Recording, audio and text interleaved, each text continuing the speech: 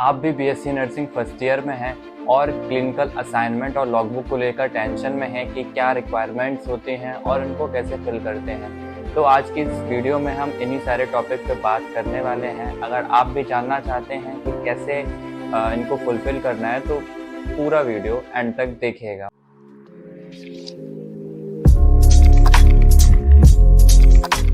So, hey everyone, welcome back to the Fitness Life. Myself Aman and I am a third year BSc Nursing student.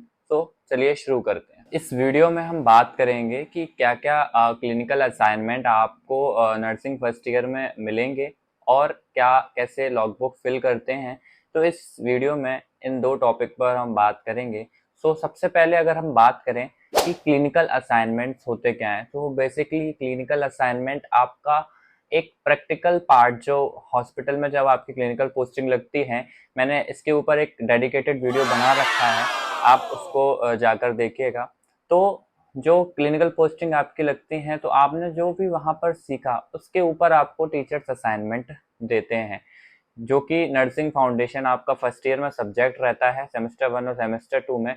उसी के basis पर आपको assignment मिलेंगे, जैसे कि आप हिस्ट्री टेकिंग लेना सिखाया जाएगा आपको क्लास में और आपको वही प्रैक्टिकल जाके हॉस्पिटल पोस्टिंग में करना होगा। आपको एक फॉर्मेट दिया जाएगा 8 से 10 पेजेस का, जो कि उसी हिसाब से आपको हिस्ट्री टेकिंग लेनी है और उसके ऊपर एक असाइनमेंट बनाना है। जो भी असाइनमेंट आपको दिए जाते हैं आपको वो बनाने हैं। तो मैं बात करता हूँ कि फर्स्ट ईयर में कौन कौन से असाइनमेंट आपको देखने को मिलते हैं, ये आपको स्क्रीन पर शो हो रहे होंगे। तो फर्स्ट ईयर में दो आपके सेमेस्टर होते हैं, फर्स्ट सेमेस्टर और सेकंड सेमेस्टर। तो फर्स्ट सेमेस्टर में आपका हिस्ट्री कलेक्शन, आपको 2 हिस्ट्री कलेक्शन करने होते हैं, 2 फॉल रिस्क असेसमेंट होगा जो आपको टीचर क्लास में थ्योरी क्लासेस में समझाएंगे, उसी के बेसिस पे असेसमेंट होगा और टीचर की आपको फॉर्मेट प्रोवाइड कराते हैं। अगर आपको फॉर्मेट नहीं मिलता है तो आप मुझको इंस्टाग्राम पर मैसेज कर सकते हैं, मैं आपको वो प्रोवाइड कर दूंगा।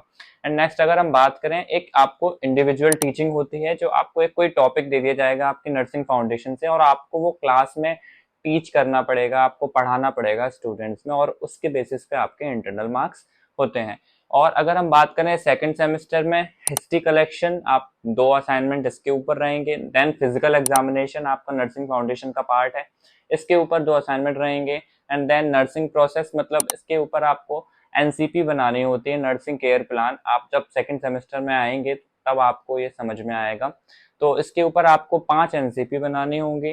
देन एक न्यूट्रिशनल असेसमेंट, मतलब कैसे डाइट ने पेशेंट ने कैसे डाइट ली, उसके ऊपर आपको 2 असाइनमेंट बनाने हैं। प्रेशर सोर असेसमेंट होता है, मतलब जो बेड रिडन पेशेंट्स होते हैं, जो बेड पर लॉन्ग टर्म लेटे रहते हैं, उनके ऊपर एक असेसमेंट करना होता है कि उनको कोई सोर, कोई छाला वगैरह ये सब तो नहीं हुआ है। तो उसके ऊपर आपको 2 असाइनमेंट बनाने हैं। देन आपका एक क्लिनिकल प्रेजेंटेशन होता है, आपको एक क्लिनिकल में प्रेजेंटेशन एक टॉपिक दिया जाता है जिस भी वार्ड में आपकी ड्यूटी लगती है, और आपको वो वहां पर प्रेजेंट करना होता है टॉपिक टीचर के सामने।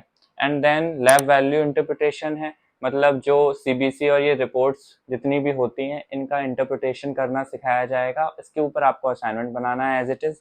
एंड देन हेल्थ एजुकेशन होती है, जैसे कि हैंड वॉशिंग आप फर्स्ट ईयर में पढ़ रहे हैं तो आपको ये वार्ड में पेशेंट्स को बताना है और वहां पर आपका क्लिनिकल सुपरवाइजर या जो भी टीचर है वो प्रेजेंट रहेगा।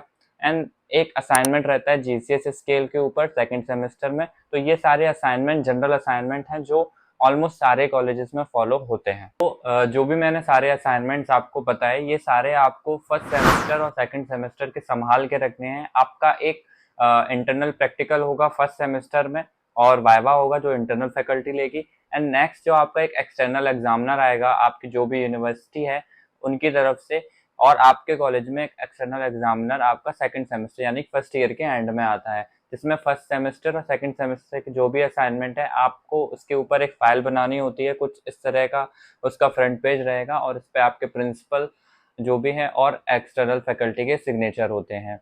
तो नेक्स्ट अगर हम बात करें, ये सारे असाइनमेंट आपको टाइम टू टाइम सबमिट करने हैं, टाइम टू टाइम साइन कराने हैं, नीट एंड क्लीन बनाने हैं, और इससे बहुत अच्छा इफेक्ट जाता है एग्जामिनर के ऊपर जब वो आपकी फाइल खोल के दिखेगा।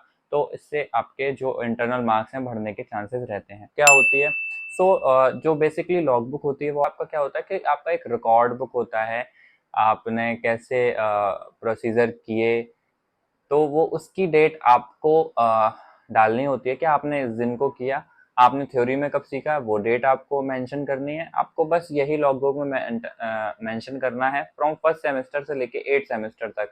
और ये जो लॉगबुक है मेरे यहाँ पर यूज होती है जेपी पब्लिकेशन की, तो ऐसी आपकी हो सकता है कोई दूसरी हो, बट सिमिलर रहता है क्योंकि आईएनसी का सिलेबस तो ऑल इंडिया सेम है। तो ये सारे पॉइंट्स आपको ध्यान रखने हैं कि डेट आपको सही से मेंशन करनी है। आप हो सकता है उस दिन अब्सेंट हो, और तो आप दूसरी डेट ले लीजिए। एंड सारे के सारे जो भी प्रोसीजर हैं आप रेफरेंस के लिए पॉटर एंड पेरी रेफर कर सकते हैं बुक। ये सारे के सारे फर्स्ट सेमेस्टर से लेके 8 सेमेस्टर तक सारे प्रोसीजर इसमें दिए गए हैं। आपको कोई प्रोसीजर समझ में नहीं आता तो आप टीचर से पूछ सकते हैं या आप यूट्यूब पे सर्च कर सकते हैं। अगर हम बात करें कि कैसे कैसे ये फिल करने होते हैं, तो आप देख सकते हैं स्क्रीन पर कि एक स्किल लैब का पोर्शन है और एक क्लिनिकल पोस्टिंग का पोर्शन है।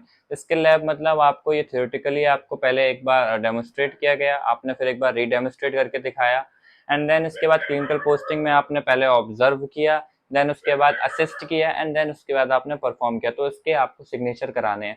तो ये वाले सिग्नेचर तो आपके जब थ्योरी में क्लासेस लगेंगी और आपको जब जो भी आपका टीचर है वो लैब में करके दिखाएगा तब आपको करा लेने हैं। देन जब भी आपकी पोस्टिंग लगेंगे आफ्टर 1 मंथ और 2 मंथ, आपको उसी दिन या फिर उस वीक के अंदर में, जिस वीक में आपके वार्ड में ड्यूटी लगी है, तब आपको ये सारे सिग्नेचर कराने हैं। जैसे कि ये वाइटल साइन के प्रोसीजर दिए हैं कि कैसे टेम्परेचर लिया आपने, तो टेम्परेचर लेना आपको थ्योरेटिकली सिखाया जाएगा, फिर आपको एक बार लैब में करके दिखाएंगे, एंड देन उसके बाद आप जब पोस्टिंग्स में जाएंगे, अपने हॉस्पिटल पोस्टिंग्स में जाएंगे, तब आपको वहाँ पे एक बार देखना है कि कैसे जो भी वहाँ के एनओ है कैसे उसने टेम्परेचर मेजर किया, देन आप असिस्ट करेंगे एक बार, एंड देन आप फाइनली आप उसको परफॉर्म करेंगे।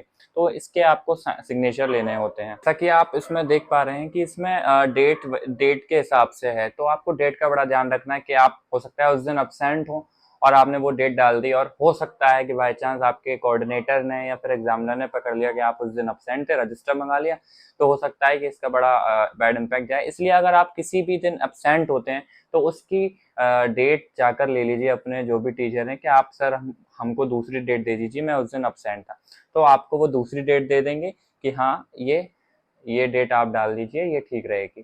तो आपको ऐसा नहीं है कि गलत इम्पैक्ट डालना है एग्जामिनर पे, तो ये सारी चीज़ें फॉल्स इंप्रेशन क्रिएट करेंगी एग्जामिनर के सामने। बात करते हैं इन सब का इम्पोर्टेंस क्या है। देखो, जो भी हम क्लिनिकल में सीखते हैं वो थ्योरी का ही पार्ट होता है, बट क्लिनिकली हम उसको अप्लाई करते हैं तो हम बहुत सारी नई चीज़ें सीखते हैं। तो हो सकता है कि आपको इससे क्वेश्चंस मिलें इंटरनल जो भी आपके एग्जाम होते हैं उसमें। एक्सटर्नल एग्जाम यानी यूनिवर्सिटी एग्जाम होंगे, आपको उसमें एमसीक्यू बेस या शॉर्ट क्वेश्चन मिल सकता है जो कि डायरेक्ट क्लिनिकल बेस हो सकता है। तो आपको बहुत ध्यान से ये सारे असाइनमेंट करने हैं, एंड ये सारी आपकी प्रोफेशनल स्किल्स को डेवलप करते हैं। आप असाइनमेंट बनाएंगे, बहुत सारे फॉर्मेट आपको याद होंगे, बहुत सारी आप जो छोटी छोटी स्किल्स हैं उनको सीखेंगे, आपकी स्किल्स डेवलप होंगी ओवरऑल। एंड लॉगबुक क्या है कि आपके पास एक प्रूफ रहेगा कि हाँ आपने पूरी जो आपने बीएससी नर्सिंग की है, आपको विद सिग्नेचर, प्रिंसिपल के सिग्नेचर के साथ में, सारे टीचर के सिग्नेचर के साथ में रहेगा कि हाँ आपने ये सारे प्रोसीजर किए हैं और आप एक स्किलफुल प्रोफेशनल नर्स हैं। है सीनियर में आपको ऐसे क्या टिप्स देना चाहूँगा लॉगबुक और क्लिनिकल असाइनमेंट के रिगार्डिंग। तो पहला पॉइंट ये रहेगा कि आप बहुत ज़्यादा इसका बर्डन ना लें। आप डेली की डेली आपको असाइनमेंट मिलते जा रहे हैं तो कोशिश करें उसी वीक में कंप्लीट करते जाएं, मतलब पाइल अप ना करें बहुत सारा बर्डन। एट लास्ट बहुत सारे असाइनमेंट हो जाएंगे और हो सकता है आप असाइनमेंट ना बनाएं, कंप्लीट ना हो पाए टाइम पे। तो स्टार्टिंग से अगर आप कंसिस्टेंट रहेंगे, मिलते जा रहे हैं, बनाते जाइए, तो बर्डन क्रिएट नहीं होगा, है ना। दूसरी टिप की अगर मैं बात करूं तो लिंक्स, चार्ट और डायग्राम का यूज़ करेंगे अगर आप अपने असाइनमेंट बनाने में, तो बहुत इफेक्टिव बनेगा और शॉर्ट असाइनमेंट भी बन सकते हैं क्योंकि आपको ज़्यादा लिखना नहीं पड़ेगा। क्योंकि असाइनमेंट आपके अट्रैक्टिव भी होने चाहिए और नॉलेजेबल भी होने चाहिए। एंड नेक्स्ट अगर मैं पॉइंट की बात करूं तो आप जो भी असाइनमेंट बना रहे हैं, आप ऐसा नहीं है किसी से कॉपी कर ले रहे हैं, कॉपी पेस्ट नहीं करना है, आप अपनी वैल्यू उसमें ऐड करें। तो अगर एग्जामिनर बाय चांस उस आपकी फाइल को खोल लेता है तो एक अच्छा इम्पैक्ट जाएगा कि हाँ इस बच्चे ने अपनी मेहनत से असाइनमेंट बनाया है, क्योंकि एग्जामिनर को भी पता है कि ये किसी का कॉपी पेस्ट किया हुआ है, वो तुरंत पहचान। पॉइंट जो मेरी तरफ से रहेगा कि आपको ऐसा नहीं है ये सारे सिग्नेचर आप आईपीआर बना के अपने टीचर से साइन करा ले रहे हैं टाइम टू टाइम और आपको कुछ आता नहीं है, तो ऐसा भी नहीं करना है। एट द एंड आप एक स्किलफुल नर्स बनने जा रहे हैं, तो आपको ये सारे प्रोसीजर आने चाहिए। एंड लास्टली अगर मैं बात करूं कि ये कॉलेज असाइनमेंट्स और क्लिनिकल पोस्टिंग और लॉग बुक, ये सारी चीज़ें आपको थ्योरी के साथ में मैनेज करके रखनी है, जिससे कि आपके जो इंटरनल मार्क्स 25 मार्क्स होते हैं एंड 75 आपका थ्योरी होता है, तो थ्योरी आपका ज़्यादा मार्क्स का वो भी है, तो आपको उस पर भी ध्यान देना है इक्वली। ऐसा नहीं है कि आप फिर इन्हीं सब में लगे हैं, अच्छे अच्छे असाइनमेंट बना रहे हैं। आपको दोनों चीज़ें मैनेज करनी है, आपको थ्योरी भी अच्छा करना है, आपको प्रैक्टिकल भी अच्छा करना है। आप जब दोनों अच्छा करेंगे तो एट लास्ट आपका बेस्ट रिजल्ट निकल कर आएगा।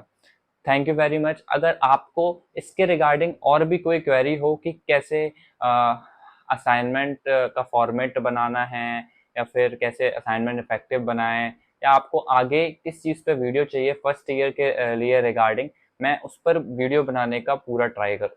Thank you very much. Hope so आपको वीडियो अच्छा लगा होगा। Hit the like button and subscribe to my channel. और अगर आपको वीडियो वैल्यूएबल लगा हो तो आप अपने बैचमेट के साथ शेयर करिएगा। Thank you very much. Stay healthy.